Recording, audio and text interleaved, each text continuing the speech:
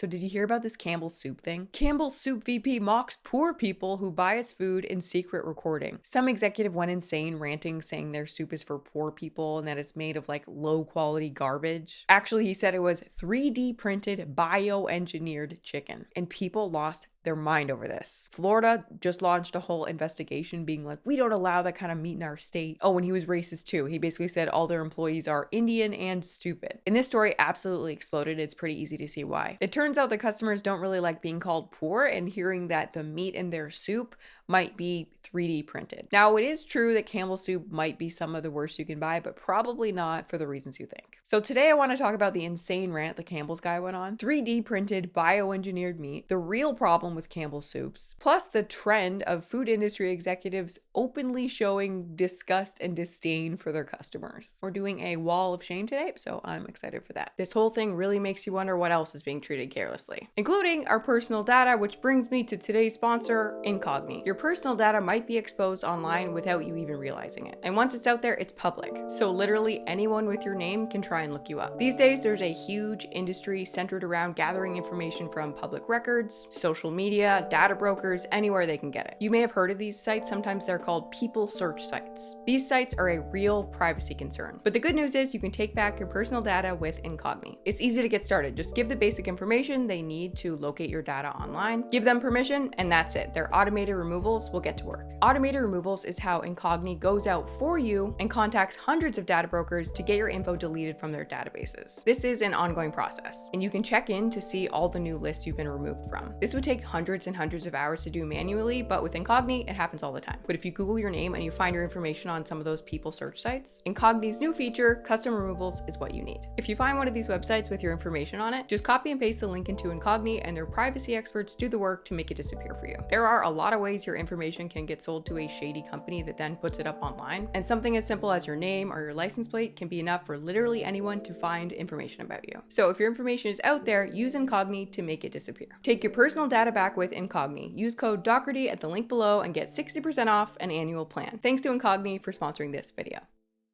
So to kick things off, let's go over the story because it's pretty wild. Campbell Soup exec belittled poor customers, spewed racist hate in secret recording. Lawsuit. A Campbell Soup Company vice president was secretly recorded ripping the food giant's products, mocking poor people who buy them, blasting Indian coworkers as idiots, and admitting he sometimes showed up to work high. And the employee who reported it says he was the one to get fired.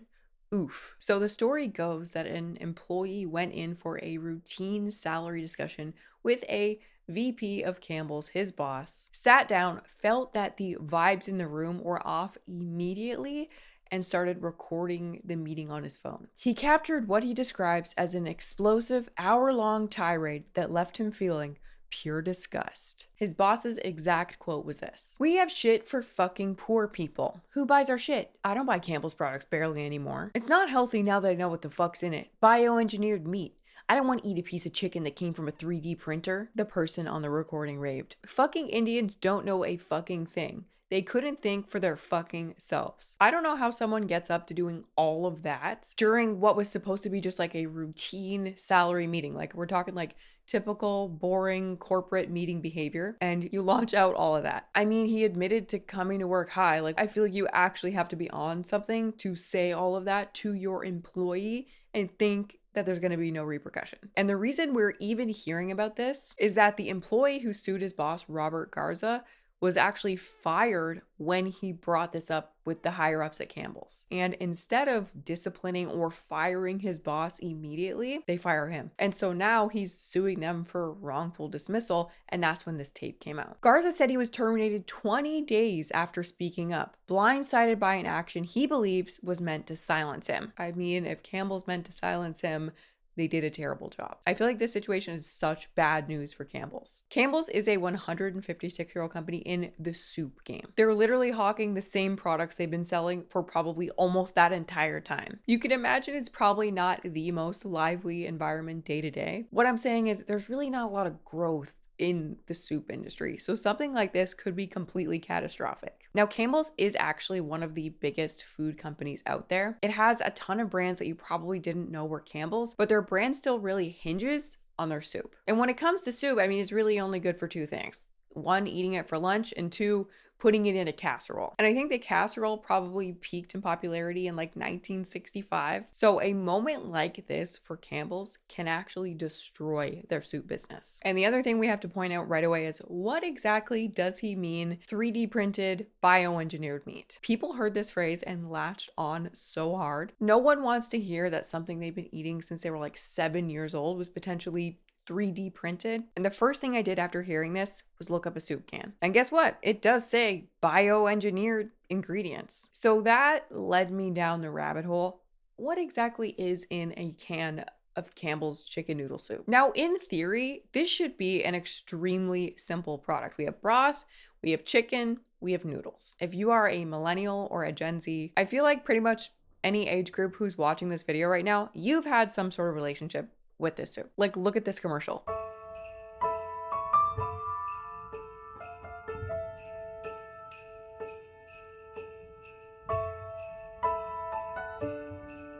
Nothing melts away the cold like a delicious hot bowl of Campbell's soup.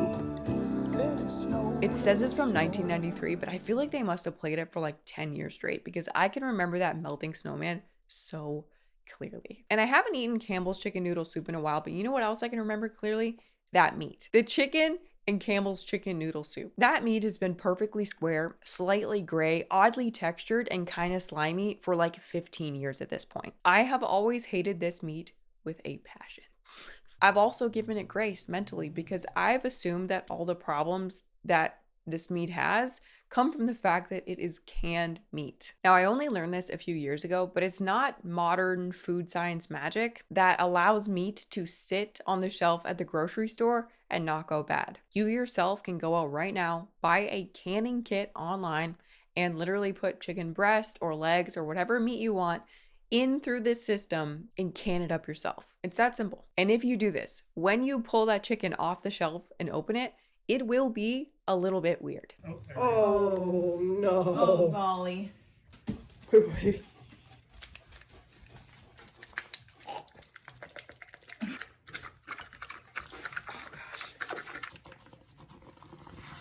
Oh! It just comes with the territory with canned meat. So here I am thinking that this gross canned meat in Campbell's is just part of the process, part of the canning. Then I hear this bioengineered 3D printed news and I am so disturbed. Is it real? What is it? And is it in Campbell's soup? Now, like I said earlier, it does in fact say on the can, made with bioengineered ingredients. End quote. Bioengineered meat, also called cultured, cell-based, or lab-grown meat, is real animal meat produced by growing animal cells in a controlled environment instead of raising and slaughtering livestock. In other words, we're potentially talking about lab-grown meat in Campbell's soup. Now, reading that was blowing my mind because the last time I heard about lab-grown meat, it was 2013. They just came out with the first ever lab-grown hamburger, and that thing was $330,000 for one. It may not look appetizing at first, but beef from test tubes could be the future. Scientists have been busy proving that beef can be grown in a lab.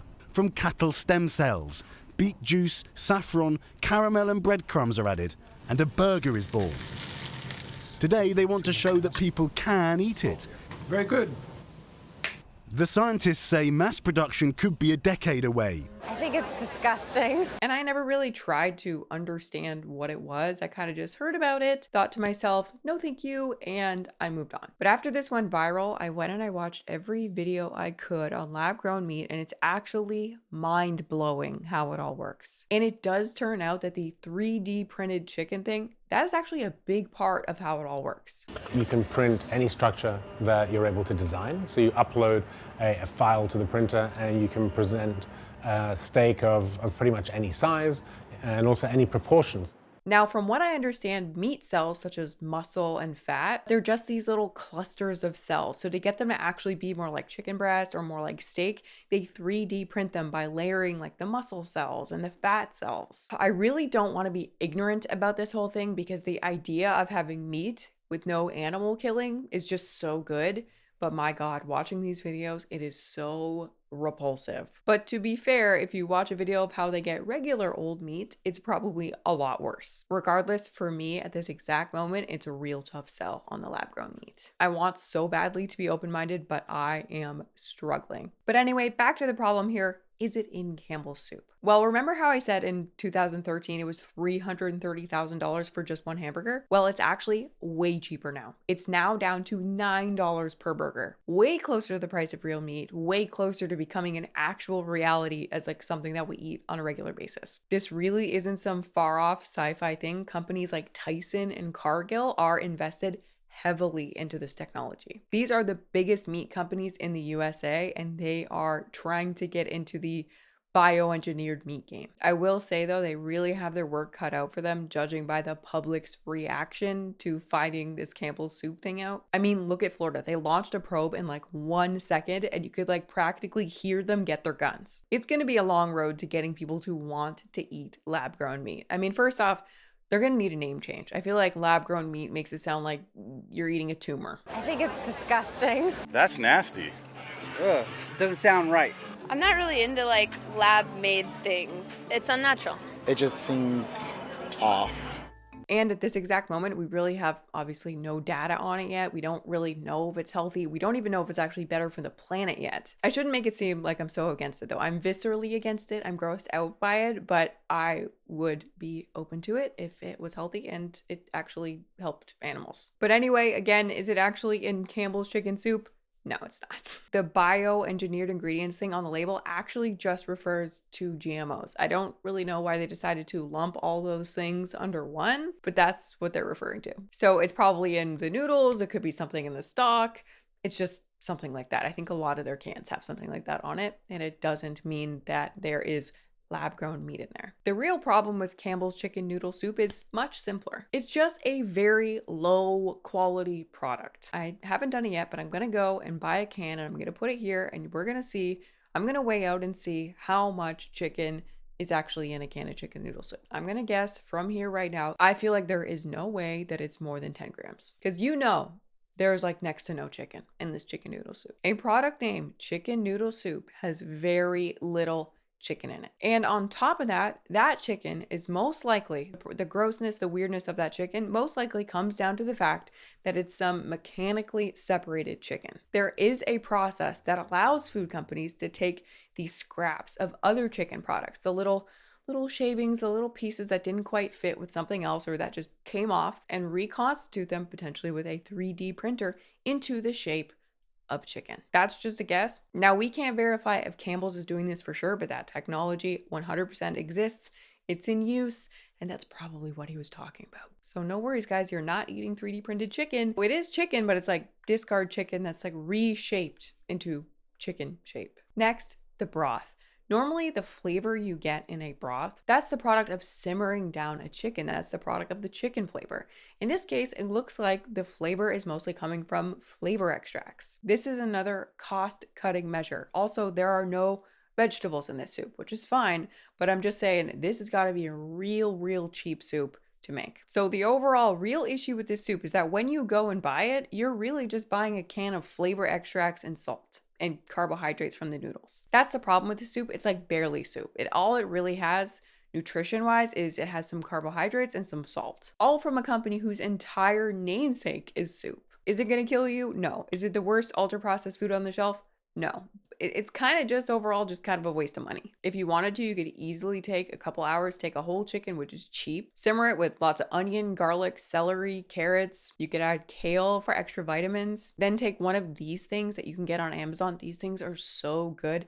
Individually freeze it into pre-made soup portions, and then boom, you literally have soup that is 10 times more nutritious and equally as convenient as Campbell's chicken soup. The convenience factor is so important because that's why we keep buying these products. We don't buy them because they're so great. We buy them, maybe nostalgia. Okay, maybe that's one reason. but for the most part, we're just buying them because they are convenient. If you have a strategy going into it though, you can make real food just as convenient. I'm about to buy a stand-up freezer. I'm very excited about this to like organize and store and like have more room for all my homemade frozen meals. You got to start doing this. It is the clutchest thing in the entire world. You just have all these little ready-made meals in there. It makes eating healthy as convenient as eating some of these food industry products. These companies, they're not trying to poison us, right? Actually, they need us to live so we can keep buying their products. They just make all of their money by being as cheap as possible. They just don't care about making a good product anymore. It's just a fact. I would not be such a hater if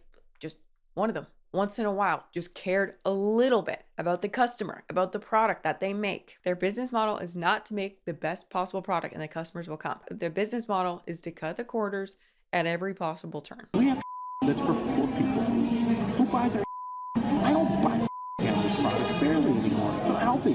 Now that I know what the in it, I can eat bioengineered meat. I don't want to eat a piece of chicken that came from a 3D printer. It's bad quality, but that is the actual recording of the guy. I wish they released the whole thing. I would be so curious as to what else was said.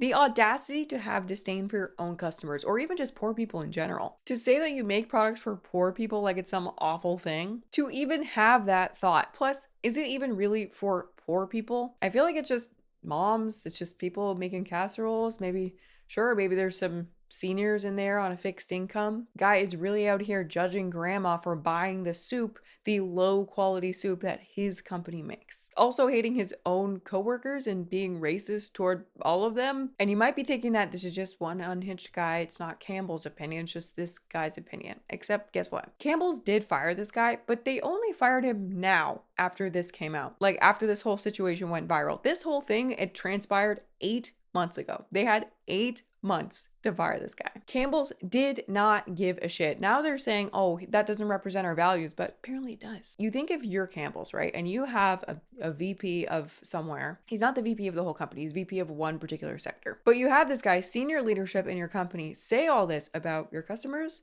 about your employees, about your products, and also that he comes high to work, and you don't fire him. You instead fire the guy who brought this up. You should have heard everything this man said and then said, get the fuck out. There's the door. But they didn't do that. They only fired him now because it's going viral and because it's a bad look. They had so long to take action, they didn't bother. Like you really would like to think it's just one unhinged guy, but it's just not how it is. And we know that unfortunately, sometimes this is what these people are like. It was really only a few months ago that the VP of Kellogg's was like getting giddy over trying to pressure poor people to eat cereal for dinner. Cereal! Dinner! Cereal! Dinner! Chicken! You can have the night off, chicken. In general, the cereal category is a place that a lot of folks might come to because the price of a bowl of cereal with milk and with fruit is less than $1. So you can imagine why a consumer under pressure might find that to be a good place to go. The cereal category has always been quite affordable, and it tends to be a great destination when consumers are under pressure. So we got to reach the consumer where they are. So we're advertising about cereal for dinner. If you think about the cost of cereal, that's going to be much more affordable. I'm all for innovation and marketing, but the idea of having cereal for dinner, is there the potential for that to land the wrong way? We don't think so. In fact, it's landing really well right now, Carl. They were openly all excited, openly saying the quiet part out loud. Cereal for dinner is something that is probably more on trend now, and we would expect to continue as that consumer is under pressure. Because people might not be able to afford normal food and then would hopefully turn to Kellogg's cereal instead. And with that, I would like to introduce the wall of shame. First it was Kellogg's, now it's Campbell Soup. Who's next? The food industry now has 2 scandals in 1 year, with top executives not only admitting they don't care about their customers, but that they also kind of think you're stupid and probably poor. And now I guess they're gonna add being cool with racism to that. I'm furious. I just purchased cases of these soups to get me through the winter months. Yes, I'm poor, but this shouldn't lower any company such as this one to take advantage of people like me. I didn't ask to be on disability, nor am I asking for machine-made meat. Shame on you, Campbell Soup. I'm hurt and very disappointed. Exactly. This man expressed disgust at his customers, and Campbell's didn't fire him. The sentiment was that they are less than for buying the products from the company he works at. And by not firing him, they're co-signing that. Make your own soup. Easy, cheaper, healthier, and doesn't taste like a tin can. Do it. Freezing it really is the key though, because then it's just there and then it's equally convenient. I returned all my Campbell soups for this winter. I won't support a company who doesn't believe in its products or clientele. This dude in this audio just killed Campbell's soup. I actually did find while researching this video that I guess their soup sector has been struggling for a while, and more than anything, it's their snacks that's been carrying them. So I do think that soup wise, this will be a big blow. I won't be buying that or eating that anymore. And that's on food companies doing it to themselves. I really wish I could play the Evil Morty theme song right now, but I got demonetized for that before actually. So just pretend it's playing because it will go perfectly here, and I will see you in the next one.